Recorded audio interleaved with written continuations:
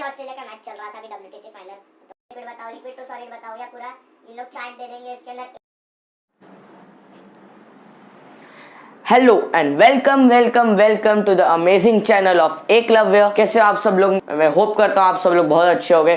तो आज हम लोग क्लास 9 का जो चैप्टर है पहला साइंस का मैटर्स इन आवर सराउंडिंग वो निपटाने वाले हैं। बहुत इजी चैप्टर है और जल्दी खत्म हो जाएगा, ज़्यादा टाइम भी नहीं है। तो अगर एग्जाम में आपके समझो कल ही एग्जाम है, क्योंकि मुझे लग रहा है कि अगर आप लोग अभी लेक्चर देखने आए तो पक्का कल ही एग्जाम होगा, क्योंकि भाई मैं भी 9 में पढ़ता हूँ, मुझे भी पता है कि अगले दिन जब एग्जाम होती है तभी हमें याद आता है कि भाई पेपर है, एक बार वन शॉट देख लेते हैं और बुक पढ़ लेना, हो जाएगा। ठीक है, तो अभी हम लोग वन शॉट खत्म करेंगे मैटर्स इन सराउंडिंग। रिवीजन के लिए मैं बोलूँगा आप एक बार, अगर आपने चैप्टर नहीं पढ़ा है, वैसे तो पढ़ ही लिया होगा क्योंकि जून एंड हो चुका है, जून एंड आ चुका है, लेकिन अगर आप लोग ने नहीं पढ़ा है अभी तक चैप्टर, कोई टेंशन मत लो, एक बार टेक्स्ट बुक रीड कर लेना ये लेक्चर देखने के बाद, ठीक है, सब क्लियर हो जाएगा। जैसे एग्जाम से एक दिन पहले हम लोग समझाते ना, एग्जाम से एक दिन पहले हम लोग डाउट क्लियर करते दोस्तों के कि एक ना एक तो हमारा कोई दोस्त होता ही है जो अगर हमें नहीं आ रहा है, हमारे साथ एग्जाम अभी 2 लेक्चर बाद एग्जाम है, आके बैठेगा साथ में, हमें बताएगा कि देख भाई ये इंपॉर्टेंट क्वेश्चन है, ये टॉपिक है, ये टॉपिक है। तो आप लोग ऐसे समझो कि मैं भी आपकी वही हेल्प करने आया हूँ। ठीक है, मैं भी क्लास 9 में पढ़ता हूँ, राजवीर है मेरा नाम। ठीक है, तभी हम लोग वन शॉट रिवीजन निपटाएंगे मैटर्स इन सराउंडिंग, एंड जो हम लोग कहते हैं स्टडी मेड इजी, हम स्टडी को बहुत ईजी से पढ़ाएंगे भाई, बातों बातों में लेक्चर निपट जाता है। ठीक है, तो अभी चलो स्टार्ट करते हैं। ठीक है, तो पहली बात, मैटर क्या होता है? देखो, जैसे माइक है, ये मैटर है, मैंने कपड़े पहने, ये मैटर है, मैं खुद मैटर हूँ। तो मैटर हर वो चीज़ होती है जिसके पास वेट होता है, मतलब उसका कुछ ना कुछ वजन है और वो ऑक्यूपाई स्पेस करती है। Matter, anything that has mass and occupy space is called matter. ठीक है, बहुत सिंपल बात है, यहाँ भी यही सेम चीज़ लिखी है। स्पेस या वॉल्यूम दोनों एक ही बात है, मतलब आप स्पेस लिखोगे तो भी सही है, वॉल्यूम लिखोगे तो भी सही है, तो कोई टेंशन नहीं है उस बात का। Example ball, bat, book, pen, laptop, water, बहुत सारी चीज़ें, सिर्फ यही 5-6 चीज़ें नहीं, हर चीज़ जो आप देख रहे हो अपने सामने वो मैटर है। क्योंकि अगर आप कोई चीज़ देख रहे हो मतलब वो कुछ जगह घेर रही है, इसलिए आपको दिख रही है ना, और उसके बाद उसका कुछ वेट तो होगा ही, हर चीज़ है। ठीक है, everything in this universe is made up of material which scientist have name matter. ये एनसीईआरटी की लाइन है, बहुत इंपॉर्टेंट है कि हर चीज़ जो इस यूनिवर्स में है वो एक मटेरियल से बनी है, वो मैटर कहते हैं उसे। ये फिल इन द ब्लैंक्स में आ सकता है कि dash is in this universe, या फिर made up of dash which scientist have name matter, या पूरा दे देंगे मैटर के लिए उन लोग फिल इन द ब्लैंक बोलेंगे। तो हाँ, वैसे ये फिल इन द ब्लैंक में आ सकता है। एग्जाम्पल तो आप लोग कुछ भी लिख सकते हो। भाई अभी हम लोग ने जैसे पढ़ लिया कि व्हाट इज मैटर, जो हमने देख ही लिया कि जो मास होता है, हर चीज के मास है, स्पेस है, वो मैटर होता है। ठीक है, ये तो हम लोग समझ ही चुके हैं, तो बहुत इजी आ रही है। सब चीज़ों के पीछे टाइम वेस्ट करने की जरूरत बिल्कुल भी नहीं है। ठीक है, मैटर की हमने डेफिनेशन देख ली, एग्जांपल देख लिया, सब बहुत इजी चीज़ है, इनमें टाइम वेस्ट नहीं करनी है। अभी से आपके चैप्टर असली चालू होता है, क्लासिफिकेशन होते हैं मैटर के। ठीक है, मॉडर्न डे साइंटिस्ट ने 2 टाइप के क्लासिफिकेशन दिए मैटर के, मतलब जब साइंटिस्ट ने 2 टाइप के मैटर को डिवाइड किए, डिफरेंशिएट किए 2 पार्ट में, फिजिकल प्रॉपर्टीज, केमिकल नेचर के बेसिस पे। तो जो नेक्स्ट चैप्टर है हमारा is matter around us pure, उसके भी वीडियो आने वाली है। ठीक है, और वो सेकंड चैप्टर में होगा केमिकल नेचर के बेसिस पे। इस बार हम लोग फिजिकल प्रॉपर्टीज पढ़ेंगे। चलो फिजिकल प्रॉपर्टीज पे जाते हैं अभी। ठीक है, एंड यार अगर लेक्चर अच्छा लग रहा है तो लाइक भी कर देना, बहुत मजा आ रहा है मुझे तो पढ़ाने बहुत। प्रॉपर्टीज ऑफ मैटर, तो मैटर की अभी प्रॉपर्टीज है ये सब। ठीक है, ये भी पढ़ ही लिए होंगे यार तुमने, लेकिन नहीं, चलो करा देते हैं। इंपॉर्टेंट फिजिकल प्रॉपर्टीज मैटर के कौन से? पहला कि मैटर है पार्टिकल से। भाई बहुत सिंपल बात है कि हर चीज़ है वो किसी ना किसी चीज़ से बनी है। जैसे बायोलॉजी का चैप्टर मैंने fundamental unit of life cell, ठीक है, सेल है, तो उसके अंदर क्या बताया कि जो ह्यूमंस है, हम सब इंसान है। ठीक है, तो हमारा बेसिक स्ट्रक्चरल फंक्शन यूनिट क्या है? सेल। ठीक है, तो हम लोग एक पार्टिकल से बने जो सेल है। ठीक है, हाँ ठीक है, वैसे तो बायोलॉजी भी चलो कवर हो गया।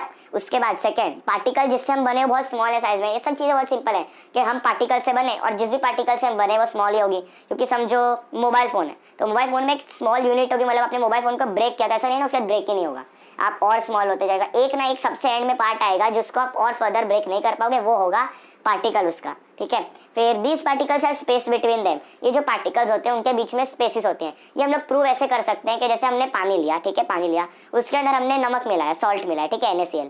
जब हम लोग ने उसके अंदर सॉल्ट ऐड किया, तब ऐसा तो नहीं है ना, पानी 1 लीटर है तो हमने उसमें 1 चम्मच नमक मिलाया तो उसका वाटर का लेवल बढ़ गया। ठीक है, मैं अभी स्मॉल क्वांटिटी की बात कर रहा हूँ, तो ऐसा तो नहीं है लेवल उसका बढ़ जाएगा, लेवल तो इतना ही रहेगा पानी का, आप चेक भी कर सकते हो।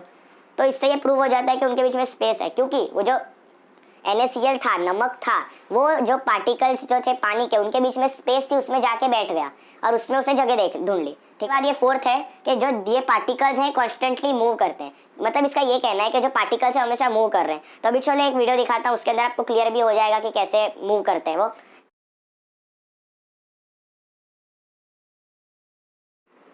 तो हाँ ठीक है, समझ गए कि वो क्यों मूव कर रहे हैं। जैसे हमने वीडियो में देखा कि जब आपने पानी में इंक डाली तब इंक मूव कर रही थी पानी में, मतलब वो मूव करते हैं पार्टिकल्स, ठीक है, इससे प्रूव हो गया। उसके बाद पार्टिकल्स अट्रैक्ट टीचर, तो ये भी एक सिंपल बात है कि जो पार्टिकल्स होते हैं मैटर को वो अट्रैक्ट करते हैं एक दूसरे को, क्योंकि अगर वो अट्रैक्ट नहीं करेंगे ऐसे तो सॉलिड हो ही नहीं सकता कोई चीज़, हर चीज़ गैसियस स्टेट में ही रहेगी, क्योंकि गैस का फोर्स बहुत कम होता है फोर्स लेकिन कम होता है, ठीक है, मतलब नेग्लिजिबल होता है। तो अगर कोई चीज़ सॉलिड फेज में है मतलब उसके जो पार्टिकल्स है उनके अंदर इतना फोर्स ऑफ अट्रैक्शन है कि वो जॉइंट है, हाईली पैक्ड, डेंसली पैक्ड है, ठीक है, एकदम टाइट पैक्ड है वो, इसलिए वो सॉलिड है, ठीक है। और यही पढ़ने वाले हम लोग इंटरमॉलिक्यूलर या inter particle force of attraction, मतलब जो मॉलिक्यूलर है पार्टिकल सेम ही बात है। तो इंटर पार्टिकल, इंटर मतलब और पार्टिकल मतलब पार्टिकल्स के आपस में फोर्स ऑफ अट्रैक्शन कैसा है। फिर इंटरमॉलिक्यूलर स्पेस, मतलब उनके बीच में जो पार्टिकल्स हैं या मॉलिक्यूल्स हैं उनके बीच में स्पेस कितना है, ठीक है। तो अभी हम लोग सबसे पहले पढ़ेंगे स्टेट कितने होते हैं मैटर के, इसमें ज़्यादा टाइम वेस्ट करना नहीं है। सॉलिड होता है, लिक्विड होता है, गैस होता है, बीसी प्लाज्मा होते हैं, लेकिन इस साल हमें पढ़ने नहीं है क्योंकि वो ओमिट है, ठीक है। तो अभी हम लोग एग्जाम सेंट्रिक पढ़ना है हमें, कि जो एग्जाम के हिसाब से हम लोग बेस्ट पढ़ लें, क्योंकि मेरे को पता है कल एग्जाम है, ठीक है, या कल नहीं है तो जल्दी एग्जाम होने वाला है आप लोग का, इसलिए तुम लोग वीडियो ढूंढ रहे हो वन शॉट का, मुझे समझ आता है, मैं भी 9th में हूँ, ठीक है। फिर कैरेक्टरिस्टिक्स ऑफ सॉलिड है, we can observe that all these have a definite shape, distinct boundaries and fixed volumes, that is highly negligible compressibility. Solids have a tendency to maintain their shape when subjected to outside force. Solid में break under force, but it is बहुत कुछ बोल दिया भाई, इतने line बोल दिए, sir चकरा गया, कुछ समझ नहीं आया भैया, ठीक है। इजीली समझाता हूँ, आराम से शांति से करेंगे। कि हम लोग ऑब्जर्व करते हैं, सॉलिड्स की बात चल रही है, कि हम लोग ऑब्जर्व करते हैं कि इनका डेफिनेट शेप होता है। जैसे फॉर एग्जाम्पल यहाँ मेरे पास एक फ़ोन का कवर पड़ा है, ठीक है, फ़ोन का एक कवर पड़ा है मेरे पास, तो ये सॉलिड है और इसके अंदर डेफिनेट शेप होता है सॉलिड का, मतलब इसका शेप है। जैसे मैंने इसे नीचे रख दिया, ठीक है, फिर मैंने वापस उठाया, तो ऐसा तो नहीं है ना इसका शेप चेंज हो गया, शेप इसका फिक्स है। देखो मैंने इसे कितना भी मैं फोल्ड करूँ, मरोड़ूँ, कुछ भी करूँ, फिर ये वापस अपने शेप पे आ जाएगा, क्योंकि ये सॉलिड है तो इसका शेप डेफिनेट है। बाउंड्रीज डिस्टिंक्ट है, मतलब इसकी बाउंड्री फिक्स है कि यहाँ इसकी बाउंड्री है, ये अपर साइड की बाउंड्री है, ये नीचे की साइड की बाउंड्री, ये सब फिक्स होता है। फिर इनका वॉल्यूम फिक्स है, वॉल्यूम मतलब 3D जो फिगर्स होते हैं उनके अंदर जो जगह होती है, जैसे हमने एक बॉक्स लिया, ठीक है, कंपनी में मत देखो, अमेजोन का डिब्बा है, ठीक है।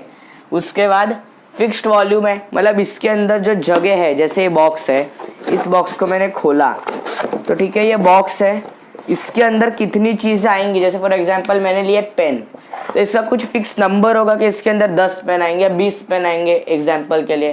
जैसे ये देखो, पता नहीं दिख रहा होगा कि नहीं, देखो इसके अंदर जगह है, इसके अंदर समझो मैंने पेन रखने हैं मेरे को, तो इसके अंदर 10 या 15 पेन आएंगे, तो उसका वॉल्यूम है कि उसके अंदर कितना स्पेस है, 3D स्पेस, 3 डायमेंशनल है ना। देखो 1 2 3 ऐसे याद रखो, 3 डायमेंशनल है, मतलब इसकी लेंथ है, ब्रेथ है, हाइट है, तो इनका एक फिक्स वॉल्यूम होता है। फिर नेग्लिजिबल कंप्रेसिबिलिटी, तो इसके अंदर एक टर्म लिखा है नेग्लिजिबल कंप्रेसिबिलिटी। तो नेग्लिजिबल कंप्रेसिबिलिटी का ये मतलब है, सबसे पहले याद रखो कंप्रेसिबिलिटी क्या होता है। कंप्रेसिबिलिटी मतलब उनके जो स्पेस है उनको कम करना, जो उनके मॉलिक्यूल और पार्टिकल के बीच में स्पेस होता है उससे कम करना जितना हो सके, उससे हम कहते हैं कंप्रेस करना, मतलब उनको और चिपकाना, पास लेके आना। तो हम कंप्रेस उन्हीं चीज़ों को कर सकते हैं जिनके अंदर फोर्स ऑफ अट्रैक्शन कम हो। वापस सुनो, हम कंप्रेस उन्हीं चीज़ों को कर सकते हैं जिनके अंदर फोर्स ऑफ अट्रैक्शन बहुत कम होता है, ठीक है, क्लियर है। उसके बाद solids have a tendency to maintain their shape when subjected to outside force. देखो ये बहुत सिंपल सी लाइन दी है कि सॉलिड को एक टेंडेंसी होती है उनके पास कि जब उनके ऊपर कोई फोर्स लगाया तो वापस अपना शेप रिटेन कर लेंगे। मतलब समझो यहाँ पे ये मोबाइल का कवर था, इसके ऊपर मैंने फोर्स लगाया, ठीक है, और जब मैंने इसको छोड़ा है वापस अपनी जगह पे आ गया, मतलब ये अपना tendency to maintain their shape when subjected to outside force, मतलब वो कितना भी मैंने एक्सटर्नल फोर्स लगाया वो वापस अपनी जगह पे चला गया, ठीक है। अरे तो समझ गए। उसके बाद सॉलिड्स में break under force but it is difficult to change their shape so they are rigid. देखो इसके लिए सिंपल एग्जांपल हमने कांच का ग्लास लिया, ठीक है, आप लोग मत ले लेना वरना गड़बड़ हो सकती है, कुछ गिर विर गया तो, ठीक है, मेरी जिम्मेदारी नहीं है, मैंने खुद ने ग्लास नहीं लिया है, ठीक है। तो उनके अंदर डिफिकल्ट होता है शेप चेंज करना, वो टूट तो सकते हैं, जैसे एक पानी का ग्लास है, अब मैं उसमें ताकत लगाए जा रहा हूँ लेकिन उसका शेप तो चेंज नहीं हो रहा है। हाँ, लेकिन टूट जरूर सकता है। मैंने उसको नीचे मेरे हाथ से गिर गया या मैंने उसको पर्पसली गिराया तो क्या होगा, वो टूट जाएगा, शेप तो उसका चेंज होगा नहीं। मतलब सॉलिड फोर्स के अंदर ब्रेक हो जाएंगे लेकिन उनका शेप चेंज करना मुश्किल होता है। ऐसा नहीं है कि पॉसिबल ही नहीं है, शेप चेंज नहीं कर सकते, होते हैं इनके भी एग्जाम्पल, लेकिन डिफिकल्ट होता है, मतलब रेयर केसेस में होता है, तो इसलिए वो रिजिड होते हैं। अभी हम लोग देखेंगे characteristics of liquid. We observe that liquids have no fix shape but have a fixed volume, they take up the shape of the container. ठीक है, ये भी बहुत सिंपल सी बात बोली है कि लिक्विड के हम कैरेक्टरिस्टिक पढ़ रहे हैं, तो हमने ये ऑब्जर्व किया कि उनका फिक्स शेप नहीं होता है। तो पानी आपने लिया, आपने उससे रखा अपने घर के पानी के बोतल में, ठीक है, जो आपके पास है, तो उसका शेप ले लेगा। फिर अगर आपने उसे किसी और कंटेनर में रखा या किसी और आपने उसको बॉटल में रखा, वो उसका शेप में ले लेगा। ठीक है, बहुत इजी बात है, लेकिन उनका फिक्स्ड वॉल्यूम है, ये बहुत इंपॉर्टेंट बात है कि ऐसा तो नहीं है कि आपने उसे 1 लीटर वाली पानी की बॉटल में आपने 1 लीटर पानी रखा तो 1 लीटर है। अगर आपने इतने ही 1 लीटर वाटर को आपने 5 लीटर वाले बॉटल में रख दिया तो ऐसा तो नहीं है ना कि उसका वॉल्यूम चेंज हो गया, वो जाके पूरा 5 लीटर हो गया। वॉल्यूम तो उसका चेंज नहीं होगा, सेम रहेगा। ठीक है, तो यही दिया है कि लिक्विड का वॉल्यूम फिक्स होता है और वो शेप ले लेते कंटेनर का। बहुत सिंपल बात है, पढ़ेंगे liquids flow and change shape so they are not rigid but can be called fluid. इसमें क्या लिखा है कि लिक्विड फ्लो करते हैं, सॉलिड फ्लो नहीं करते इसलिए वो रिजिड है। ये फ्लो करते हैं इसलिए उन्हें रिजिड तो नहीं कह सकते हैं, और वो अपना चेंज करते हैं शेप। जैसे मैंने बोला कि किसी भी कंटेनर में रखा वो उसके शेप ले लेगा, उसके शेप के हिसाब से चेंज हो जाएगा। इसे वो रिजिड नहीं है, फ्लूइड है। फ्लूइड मतलब क्या होता है, जो चीज टेंडेंसी टू फ्लो। ठीक है, फ्लूइड का ये है द थिंग्स या the substances which show tendency to flow are fluid. ठीक है, अभी हम लोग पढ़ेंगे characteristics of gas. Solid liquid हो गया, बहुत इजी है यार। अब देखो characteristics of gas, they don't have fixed shape. ठीक है, they don't have fix shape. शांति से सुनो, they don't have fix shape. बहुत सिंपल बात है कि उनका शेप फिक्स नहीं होता है। वो जिस भी आपने कंटेनर में डाला उस शेप में आ जाएंगे, अगर ऊपर में रखा तो फैल जाएंगे सब जगह। और इंटरमॉलिक्यूलर फोर्स ऑफ अट्रैक्शन इनका नेग्लिजिबल होता है, तो ये ज़्यादा पास तो रहते नहीं है, इसलिए इजीली कंप्रेस हो सकते हैं। जैसे मैंने पहले बोला कि कंप्रेसिबिलिटी उन्हीं चीज़ को हम कंप्रेस कर सकते हैं जिनके अंदर फोर्स ऑफ अट्रैक्शन कम है या नहीं है। जिसके अंदर सॉलिड है हम उसे बहुत हार्ड है कंप्रेस करना, मतलब किया भी हमने तो बहुत ज़्यादा कंप्रेस नहीं कर पाएंगे क्योंकि वो ऑलरेडी एकदम क्लोजली पैक्ड है। फिर they take the shape of the container in which they are kept. ठीक है, ये भी सिंपल बात है कि ये जो गैस होते हैं ये जिस शेप में आप जिस कंटेनर में आपने रखा उसका शेप ले लेंगे। उनका डेफिनेट वॉल्यूम नहीं होता। ये बहुत इंपॉर्टेंट पॉइंट है कि आपको आ सकता है एग्जाम में, gases have no definite volume, explain why. ऐसे ही आ सकता है 3-4 मार्क के लिए, ये बहुत इंपॉर्टेंट है। तो सुनो, शांति से सुनो कि गैसेस का डेफिनेट वॉल्यूम क्यों नहीं है। उनका डेफिनेट वॉल्यूम इसलिए नहीं है क्योंकि जैसे अपने वाटर का एग्जांपल है लिक्विड, तो आप इनका डेफिनेट वॉल्यूम नहीं है। तो इसके लिए पहले मैं आपको लिक्विड का बताता हूँ। जैसे यहाँ पे एक पानी की बोतल है, ठीक है, इसके अंदर जरा सा ही पानी है, समझो 1 लीटर की पानी की बोतल है, इसमें 10 ml पानी है, और यहाँ मेरे पास समझो 100 ml पानी है। तो इसके अंदर अभी देखना मैं 100 ml पानी डालूंगा, गिरना नहीं चाहिए वरना मम्मी से मार पड़ेगी और गड़बड़ी भी हो सकती है। तो हाँ ठीक है, हमने इसमें पानी डाला समझो 100 ml। तो इसका जो वाटर होता है हमने पढ़ा कि उनका वॉल्यूम डेफिनेट होता है, मतलब वो कितनी जगह लेंगे। अगर इस पानी की बोतल है 1 लीटर की, हमने इसमें 100 ml पानी डाला, तो ऐसा तो नहीं 100 ml पानी पूरे जगह में फैल जाएगा, मतलब है 100 ml ही लेकिन ये पूरा बोतल की जगह घेर रहा है, नहीं ना। वो जितनी जगह लेगा 100 ml इतनी जगह में आ गया और बाकी जगह पे खाली है, पानी नहीं है। तो इसलिए लिक्विड का वॉल्यूम फिक्स है, मतलब वो जितनी जगह घेरेंगे वो फिक्स होता है। लेकिन गैस का ऐसा नहीं है। आपने समझो गैस को मैं बोलूँ, आपने 1 ml गैस लिया, ठीक है, 1 ml गैस, आपने उसे 1 लीटर के बॉटल के अंदर कैसे तो फिल कर दिया।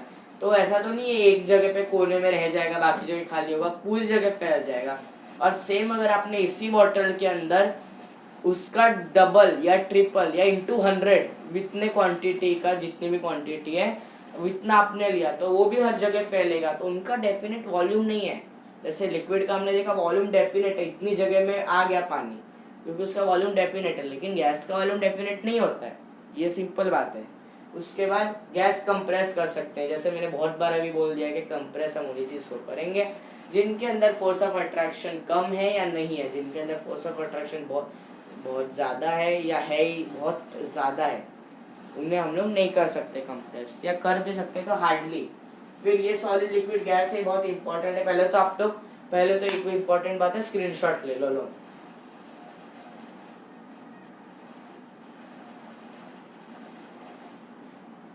ठीक है, तो ले लिया होगा स्क्रीनशॉट अभी। तो यहाँ पे इंडिया ऑस्ट्रेलिया का मैच चल रहा था अभी WTC फाइनल। डिफरेंस दिया है shape, size, intermolecular force, space, rigidity, compressibility. ये सब चीजों के अंदर हम बात करेंगे। सॉलिड के अंदर शेप, साइज, वॉल्यूम फिक्स होता है। इंटरमॉलिक्यूलर फोर्स बहुत ज्यादा होता है, जैसे मैंने कवर का एग्जांपल दिया। स्पेस बहुत कम होता है। रिजिड होते हैं वो, यहाँ पे हम बताएंगे कि वो रिजिड है या फ्लूइड है, तो ये रिजिड होते हैं। और कंप्रेसिबिलिटी नेग्लिजिबल है। मैं कंप्रेसिबिलिटी के क्या बोल रहा हूँ यार, हाँ कंप्रेसिबिलिटी के बारे में मैंने बहुत बार बता दिया, कभी बोलूंगा नहीं वरना भाई तुम वीडियो छोड़ के भाग जाओगे। और वीडियो पसंद आ रहा है सब्सक्राइब कर देना, पहला वीडियो भाई, अगर अच्छा लगा तो लाइक करो, सब्सक्राइब करो, कंजूसी मत करो, ठीक है। लिक्विड है हमने बता दिया, जैसे पानी के एग्जांपल। मोलिकुलर फोर्स मॉडरेट होता है। एक बात याद रखना कि जब भी आपको डिफरेंशिएट आए, या सिर्फ सॉलिड या सिर्फ लिक्विड या गैस, किसी भी के बारे में पूछा तो एक बात याद रखना, लिक्विड हमेशा हर चीज में मॉडरेट है, मतलब वो बीच का बंदर है।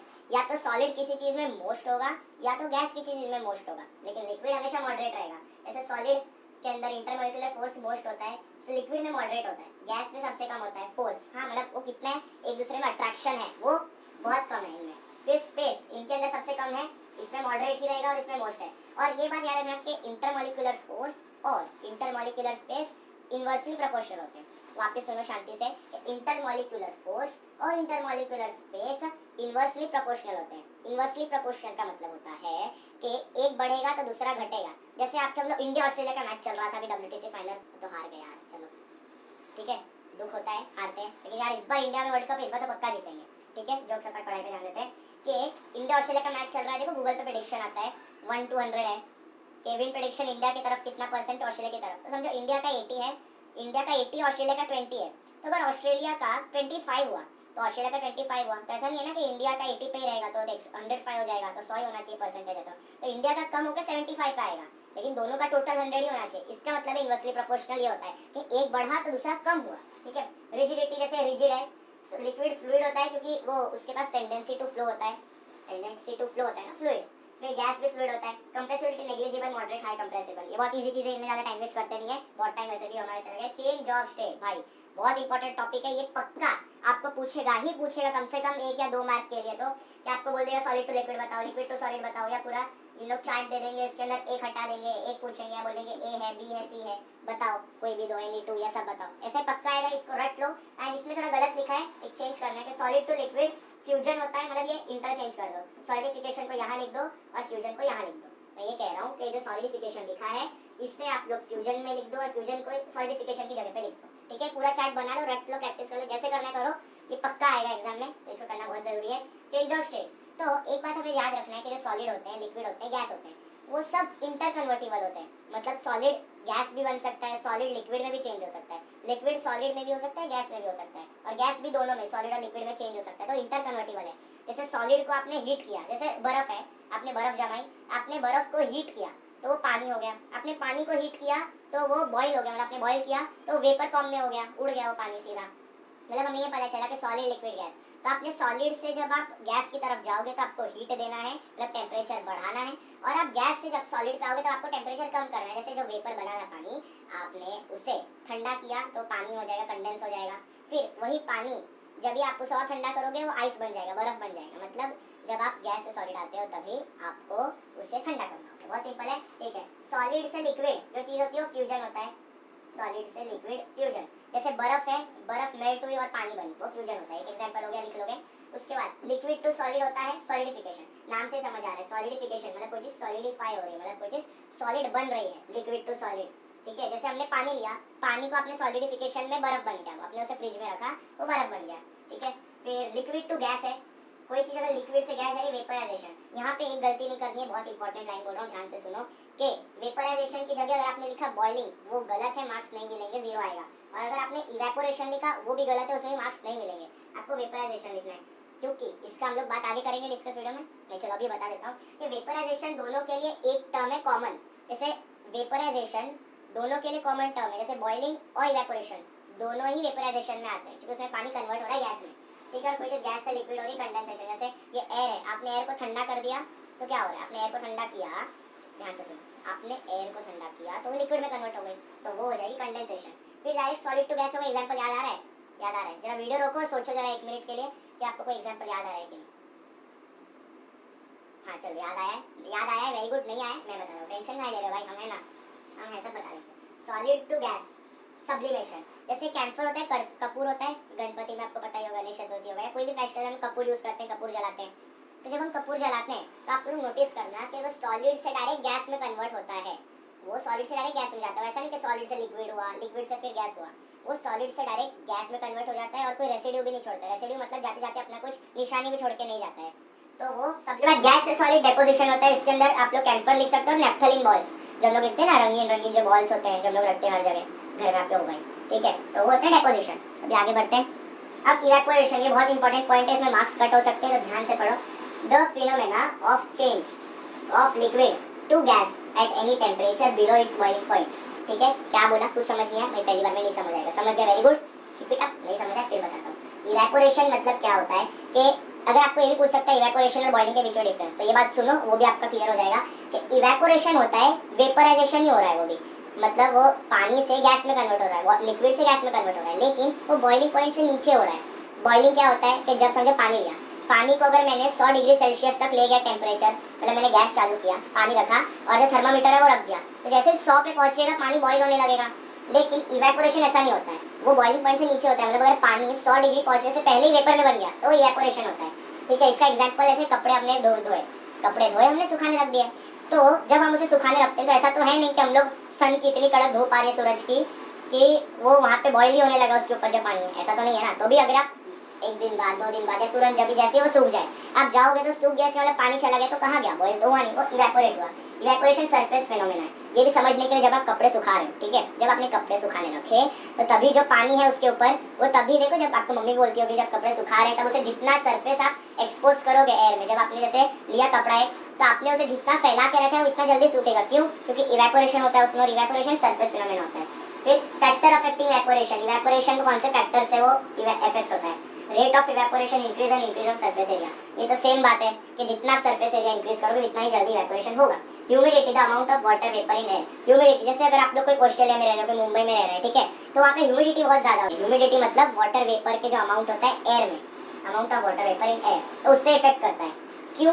ध्यान से सुनना, इवैपोरेशन को ह्यूमिडिटी अफेक्ट करता है क्योंकि पानी जो कन्वर्ट हो रहा है वेपराइजेशन के अंदर एयर में जा रहा है, वो कहाँ जा रहा है, एयर में जा रहा है। तो अगर ह्यूमिड जगह है, मतलब वाटर वेपर पहले से ही बहुत सारे हैं पानी में, जैसे आप लोग समुद्र बीच पे गए, ठीक है, बीच पे गए, सीशोर पे गए, वहाँ पे आप लोग कपड़े सुखाने लगोगे, वहाँ होंगे ही नहीं या बहुत टाइम लगेगा, क्योंकि वहाँ पे ह्यूमिडिटी पहले से ही इतनी ज्यादा है कि वो वेपराइजेशन होगा ही नहीं। अरे क्या कॉल आ रहा है यार, व्हाट इज दिस, सॉरी माफ कर दो, ठीक है। Humidity, amount of water vapour in air, क्या पढ़ा रहे थे, मैं भूल गया यार।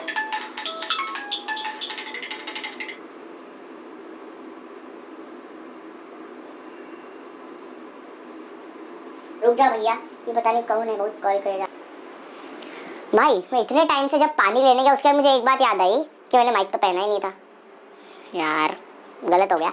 लेकिन चलो पढ़ते, कहाँ थे हम लोग, ह्यूमिडिटी कर रहे थे। तो मैंने क्या बोला, हम लोग बीच पे गए हैं, वहाँ पे पहले से ही बहुत ह्यूमिडिटी है, मतलब आप पानी के सामने हो वहाँ पे, तो पहले ही पता है कि पानी है तो वो भी वेपर हुआ होगा, तो वहाँ पे ह्यूमिडिटी पहले से ही ज़्यादा होगी।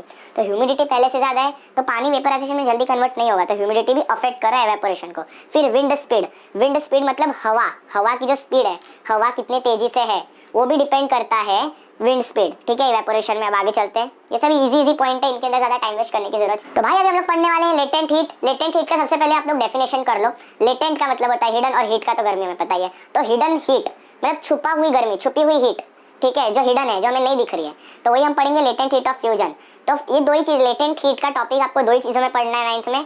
पहला है कि कोई चीज जब सॉलिड से लिक्विड में जाती है, सेकंड कि जब कोई चीज लिक्विड से गैस में जाती है। सिर्फ इन दो टॉपिक के बारे में आपको पढ़ना है लेटेंट हीट, ठीक है। लेटेंट हीट क्या होता है? It is the amount of heat required to convert 1 kg of solid to liquid at atmospheric pressure is known as latent heat of fusion। हे भगवान, कुछ समझ नहीं आया भैया, क्या करें, कल पेपर है, कुछ समझ आ नहीं रहा है।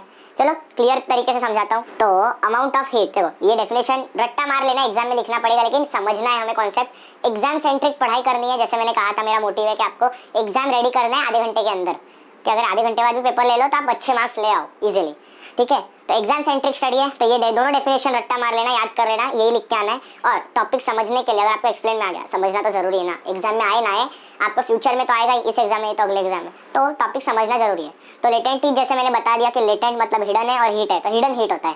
तो जैसे हमने लिया सॉलिड टू लिक्विड, या सबसे ईजी एक्सप्लेनेशन देता हूँ कि वेपराइजेशन, लेटेंट हीट। इतना ही फर्क है फ्यूजन में कि सॉलिड टू लिक्विड होता है और ये लिक्विड टू गैस होता है, इतना ही फर्क होता है बस दोनों में, ठीक है। तो लिक्विड टू गैस मतलब हमने पानी रखा, उसे बॉईल करने, तो पानी हमने जब बॉईल करने रखा है, हमने पानी लिया, उसे बॉईल करना चालू, तो गैस चालू किया और हमने उसमें थर्मामीटर रख दिया। तो जब हम उसमें थर्मामीटर रखेंगे तो हमें दिखेगा टेम्परेचर बढ़ रहा है, 10, 20, 30 से बढ़ते जा रहा है, 50, 60, 70, 80, 90, और एक बार 100 पे पहुंच जाएगा ना, 100 डिग्री के ऊपर। जैसे वो 100 डिग्री टच करेगा वैसे वो रुक जाएगा। आपको दिखेगा पानी तो बॉईल होना बंद हुआ नहीं, पानी तो बॉईल हो रहा है, लेकिन 100 के ऊपर टेम्परेचर नहीं जा रहा। वो क्यों हो रहा है? वो लेटेंट हीट होती है, ठीक है। लेटेंट हीट मतलब नाम ही है हिडन हीट, तो 100 के ऊपर टेम्परेचर जा नहीं रहा, हमें दिख नहीं रहा है, लेकिन हीट बढ़ रही है। हमें दिख नहीं रहा है वो टेम्परेचर में, लेकिन हीट तो बढ़ रही है। तो ये हीट का काम क्या है फिर? हीट बढ़ रही है, टेम्परेचर नहीं बढ़ रहा है। तो ये जो हीट होती है, देखो हमने इसे पढ़ा था सबसे पहले, लिक्विड और गैस। लिक्विड के अंदर जो फोर्स ऑफ अट्रैक्शन होता है वो मीडियम होता है, और जो गैस होता है उसमें नहीं होता है। तो अगर कोई चीज़ को लिक्विड से गैस में जाना है तो उसे अपने जो कैरेक्टरिस्टिक्स है वो भी चेंज करने पड़ेंगे। तो उससे अपना लिक्विड से गैस जा रहा है ना, तो उससे अपना फोर्स ऑफ अट्रैक्शन मीडियम था, उसे खत्म ही कर देना है, मतलब ऑलमोस्ट उसे फिनिश कर देना है। तो वो जो ये हीट है 100 डिग्री एक बार टच कर जाए, उसके बाद जो भी हीट आ रहा है, ये पानी उस हीट का यूज करता है, उस हीट का यूज करेगा, और जो फोर्स ऑफ अट्रैक्शन है मीडियम, उसे तोड़ेगा। जो फोर्स ऑफ अट्रैक्शन था, जो दोनों ज्वाइंट थे, उसे वो ब्रेक करेगा, ठीक है, तोड़ देगा। फोर्स ऑफ अट्रैक्शन मीडियम से एकदम नेग्लिजिबल पे आ जाएगा, और एक बार फोर्स ऑफ अट्रैक्शन नेग्लिजिबल पे आ गया, फिर तो लिक्विड तो रहा नहीं, वो तो गैस हो गया। तो यही है लेटेंट हीट। फ्यूजन में होता है कि आपको ये याद कर लेना अमाउंट वाला पूरा, बस यहाँ पे फ्यूजन है तो सॉलिड टू लिक्विड, फिर वेपराइजेशन है तो लिक्विड टू गैस। एंड इसके बाद अभी हमारा एक टॉपिक है, जो अगला टॉपिक है वो है जिसके अंदर हमें कन्वर्ट करना है सेल्सियस टू केल्विन, फिर डायरेक्ट हमें बोल देगा केल्विन टू सेल्सियस करो। तो वो भी हम लोग जाके स्क्रीन पे पढ़ेंगे। अभी लेके चलता हूँ आपको कंप्यूटर के स्क्रीन पर, और चलो। ओके तो आपको यहाँ पे मैं बताऊँगा Kelvin to Celsius, Celsius to Kelvin. तो यहाँ पे मैं लिख देता हूँ 1 सेल्सियस 273 केल्विन के बराबर है। इसका मतलब अगर आपको बोलता है सेल्सियस टू केल्विन, जैसे आपको बोल दिया 100 सेल्सियस को केल्विन में कन्वर्ट करो, तो आपको जब सेल्सियस से केल्विन में जाना है तब आपको प्लस कर देना है, आपका आंसर आ जाएगा। जैसे 273 में 100 मिला है हमने, मेरा आंसर आ गया 373। टू सेल्सियस टू केल्विन हमें प्लस करना होता है। अगर आपको बोल दिया केल्विन को सेल्सियस में कन्वर्ट करो, तब आपको उसमें सब्ट्रैक्ट करना है। जैसे यहाँ पे दिया है 473 केल्विन को सेल्सियस कितना होगा, तो जैसे हमें पता है कि 1 सेल्सियस 273 केल्विन के बराबर है, तो यहाँ पे 273 सब्ट्रैक्ट करना होगा। तो वैसे ही मैं यहाँ पे जाऊँगा और 473 में से 273 माइनस कर दूँगा, तो मेरा आंसर यहाँ पे आ जाएगा 200 आएगा ना, सही है। और यहाँ पे एक और इम्पॉर्टेंट बात है कि कभी कभी वो ट्रिकी क्वेश्चन पूछ लेते हैं, जैसे नेगेटिव नंबर, जैसे 100, जैसे -80 सेल्सियस कितना केल्विन होगा। तो सिंपल, आपको डरना नहीं है, आपको बस प्लस करना है। तो -80 + 273, प्लस और minus sign, plus minus minus होता है, तो 80 में से आप 273 निकाल दो तो कितना आएगा 193, -193 आंसर आएगा। तो सिंपल है ये बात कि आपको साइन से डरना नहीं है। आपको सेल्सियस टू केल्विन पूछा है तो आपको प्लस कर देना है, और केल्विन टू सेल्सियस दिया है तो सब्ट्रैक्ट कर देना है, इर्रिस्पेक्टिव ऑफ द साइन। आपको डरना नहीं है, आपको बस साइन के साथ ही उसे नंबर को वहाँ रखना है, और वहाँ पे आपको एडिशन सब्ट्रैक्शन आता है वही कर देना है। तो ज़्यादा कुछ है नहीं, इतना ही है बस ये के। तो गाइस इसी के साथ हमने 1 शॉर्ट रिवीजन, जैसे मैंने कहा था, पूरा फिनिश कर लिया। आधे घंटे के अंदर अंदर पूरा चैप्टर निपटा दिया है। एग्जाम सेंट्रिक पढ़ाई करनी है हमें, ये बात याद रखो, ठीक है। अगर आप ओलंपियाड दे रहे हो, कुछ और एग्ज़ाम दे रहे हो, वो अलग चीज़ है, लेकिन आप एग्ज़ाम के लिए पढ़ रहे हो तो ये बेस्ट है आपके लिए। कि आपका रिवीजन भी हो जाएगा, नहीं पढ़ा है तो आपको आइडिया लग जाएगा पूरे चैप्टर में क्या है। फिर आपको बस जो बुक एक बार रीड करना है और पीछे के जो बैक एक्सरसाइज क्वेश्चन, इन टेक्स्ट क्वेश्चन है वो करने, आपका हो जाएगा सब पढ़ाई, ठीक है। तो इसी के साथ चैप्टर फिनिश होता है। मिलते हैं अगले वीडियो में, और वीडियो अच्छा लगा सब्सक्राइब करना, लाइक करना और भी दोस्तों से शेयर करना जिन्होंने अब तक पढ़ाई नहीं की और एग्जाम पास है। तो मिलते हैं अगले वीडियो में, तब तक के लिए बाय बाय।